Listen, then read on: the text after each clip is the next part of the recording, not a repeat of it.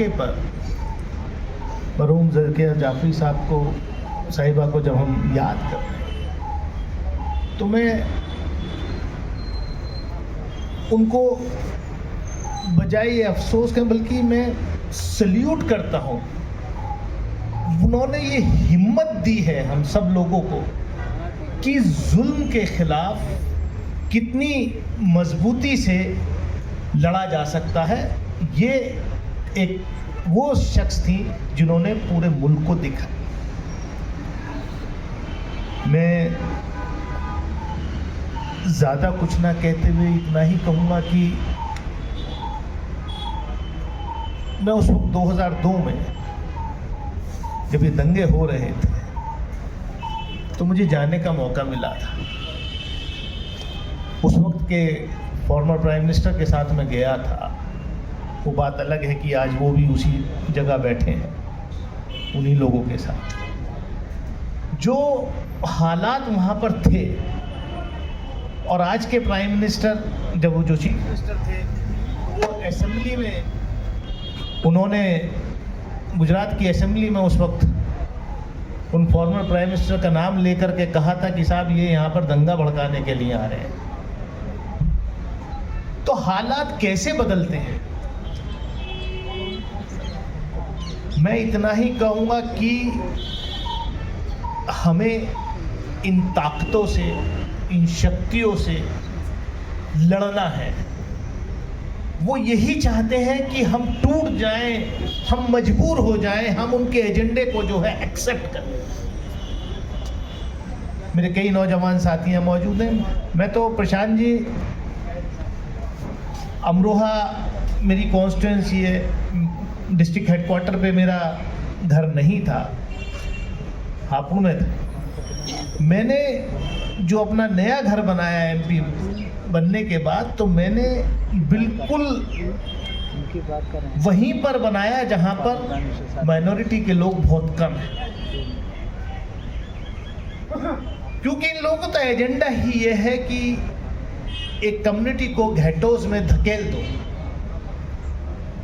वो जितनी मूलभूत सुविधाएं हैं पहले उनसे वंचित करो, और जो संविधान ने अधिकार दिया है फिर उनसे वंचित करो। लेकिन आप जैसे लोग जो यहाँ बैठे हैं, हर्षमंदर साहब, आप लोग इंस्पिरेशन है यंग जनरेशन की। हम जैसे लोगों के लिए इंस्पिरेशन है।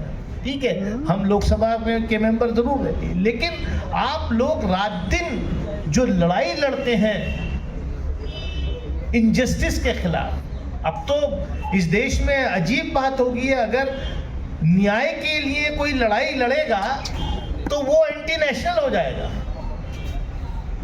किसी पॉलिटिकल पार्टी, किसी लीडर के खिलाफ अगर कोई आप बयान देंगे तो आप देशद्रोही कहलाएंगे। आप अगर सच्चाई बताने की कोशिश करेंगे तो आप जो है स्टेट के खिलाफ आप वॉर वेज कर रहे हैं। अगर आप ये सवाल पूछ लें हुक्मरान से कि आप ऐसे लोगों के साथ क्यों जा रहे हैं, मतलब कमाल है। आज इस देश में हो क्या गया। मैं तो देख रहा था परसों 2 दिन पहले की तस्वीरें देख रहा था कि हमारे देश के प्रधानमंत्री एक ऐसे सो कॉल्ड बाबा के फंक्शन में जाते हैं जो इस देश में को धर्म के आधार पर बांटने की एक बार नहीं सैकड़ों बार बात करते, जो कहता है कि नहीं ये लो और आप इससे कैंसर ठीक हो जाएगा, किसी में लात मारने से ठीक हो जाएगा, किसी को कुछ पिलाने से ठीक हो जाएगा। मैं वही कह रहा हूँ, उसके पास जाके उसको छोटा भाई बता करके आप मतलब आप इस देश को ले जाना कहाँ चाहते हैं? हर वक्त इसी काम में ऐसे ही लोगों को पैट्रनाइज करने का काम हमारे मुल्क की सरकार और देश के टॉप लीडर प्रधानमंत्री से जब होती है तो हमें शर्म आती है कि हम कैसे। कंपैरिजन करिए कि हो क्या गया है। और माफ कीजिए मीडिया, ओफो, रात दिन। अगर मैं अभी उत्तर प्रदेश के मुख्यमंत्री से अगर मैं अभी आंकड़ा पूछ लूं, मतलब ताज्जुब इस बात का है कि मैं तो ये समझता था कि एकाध कोई ऐसा सरफिरा होगा जिसने हमें लोकसभा के अंदर गाली दी होंगी। वहां तो टॉप पे बैठे हुए लोग सदन के अंदर ये काम कर रहे हैं। उत्तर प्रदेश के मुख्यमंत्री कह रहे हैं हाउस के अंदर। मतलब किसको कह रहे हैं आप भाई? आप देश के विपक्ष को कह रहे हैं। क्या क्या कहा? मैं वो अल्फाज रिपीट नहीं कर सकता। गिद्ध और सुअर जैसे अल्फाज मेरे प्रदेश का मुख्यमंत्री कहता है, मुझे लज्जा आती है, मुझे शर्म आती है। और किसको कहा? खाली विपक्ष को ही नहीं कहा, क्योंकि उन्होंने जो कहा उसकी डेफिनेशन बोले कि गिद्धों को ही लाशें दिखती हैं और सुअरों को ही गंदगी दिखती है। मैं तो कहूंगा हमारे देश के आदरणीय शंकराचार्य जी को भी ये सब चीज दिखी थी।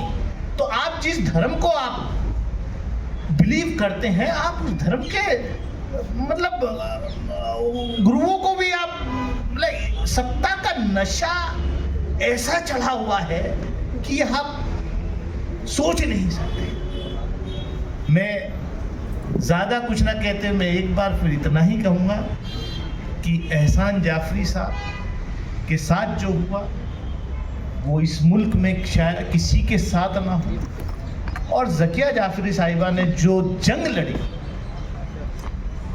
मैं कहता हूं वो आज की हमारे दौर की किसी रानी झांसी से कम नहीं, जिन्होंने वो जंग लड़ी, इंसाफ के लिए लड़ी। और हम जैसे लोगों को, आप जैसे लोगों को ये प्रेरणा देती है कि आप नाइंसाफ़ी के खिलाफ, नाइंसाफ़ी के सामने आपको झुकना नहीं है।